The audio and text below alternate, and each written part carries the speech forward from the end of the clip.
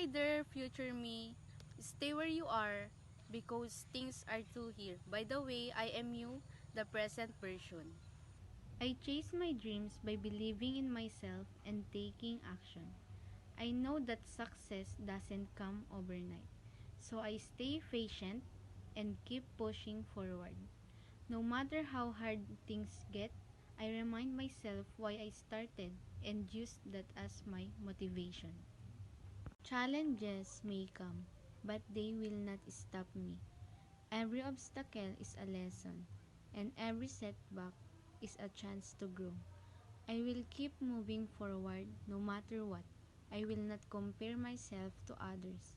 My path is my own, and I will move forward at my own pace. I know that my dreams are possible because I refuse to give up. I trust the process, stay focused, and keep working hard. No matter how long it takes, I will reach my goals because I am determined to succeed.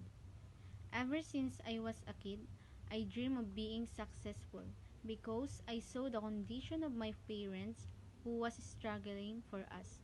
I tell myself every day that as long as I can and someone is helping me and supporting me, I will not give up. Becoming a better person every day means constantly learning, growing, and improving. It it's about making small but meaningful changes in how we think, act, and treat others. Every challenge we face is an opportunity to become wiser and stronger. I want to be strong, confident, and fearless.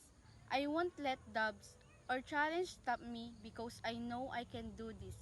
Every day, I grow, I learn, and I get better. This is my time, and I'm ready to make it happen.